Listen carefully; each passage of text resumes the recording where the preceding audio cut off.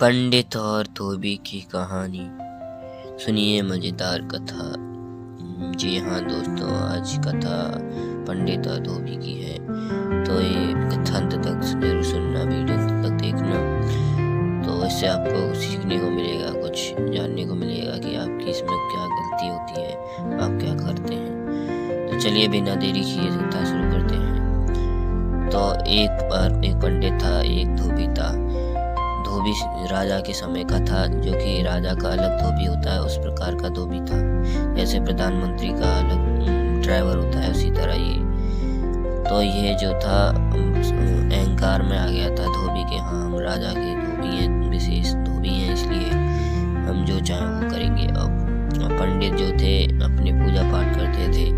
तो एक बार पंडित जी नदी किनारे सूर्य नारायण को जल अर्पित कर रहे थे। तो वहीं ये धोबी भी आया था, कपड़े धो रहा था। तो जैसे ही ये जल अर्पित करते हैं, तभी वे कपड़े धोना शुरू कर देता है और इतनी तेज करता है कि कपड़ों की छींटें पंडित जी के पास शरीर में आ जाती है, शरीर पर पड़ती है। तो शरीर पर छींटें पड़ने के कारण पंडित जी को गुस्सा आता है।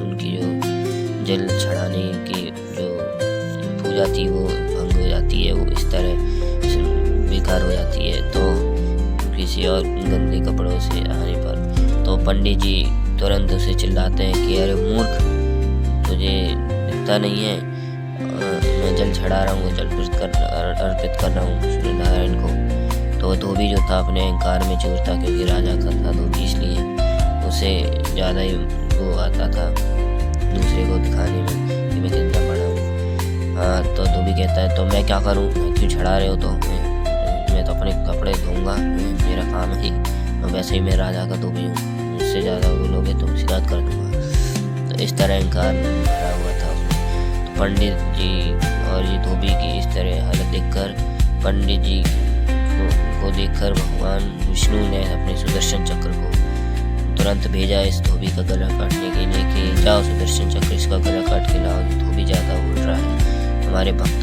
का इसने पूजा भंग करके जल अर्पित कर रहा था। तो सुदर्शन चक्र आते हैं उसका गला काटने। तो देखते हैं कि धोबी और पंडित दोनों लड़ रहे होते हैं, जब तक कि वो दूसरे को मारता है, वो दूसरे को, इस तरह दोनों लड़ रहे होते हैं। तो इस तरह जो सुदर्शन चक्र है वो कंफ्यूज हो जाता है किसको मारना किसको नहीं। तो यदि वो अगर वो धोबी को मारे तो पंडित बीच में आ जाता है, नहीं तो पंडित की गला कट जाएगा। इसलिए तो वहीं के वहीं खड़ा हुआ देखता है। तो वह जो है विष्णु जी उसे फिर वापस बुला लेते हैं, चलो आ जाओ सुदर्शन चक्र वापस। तो फिर वो वापस चले जाते हैं। फिर तो ये दोनों बहस करते होते हैं। तो इससे कहानी यहाँ तक समाप्त हो जाती है। अब क्यों होती है, क्या होता है, इसके हमें क्या सीखने को मिलता है, इससे ये पता चलता है कि जब हम खुद स्वयं ही अपना फैसला लेना चाहते हैं, निर्णय लेना जानते हैं, तो भगवान के भरोसे क्यों रहना। भगवान के जो भरोसे रहता है तो वह उसका फैसला भगवान ही करते हैं, फिर भगवान ही उसे न्याय दिलाते हैं। लेकिन हम ही खुद कर लेते हैं न्याय, झगड़ कर लड़कर, बिना संयम करे, बिना सब्र करे, तो फिर भगवान का क्या दोष।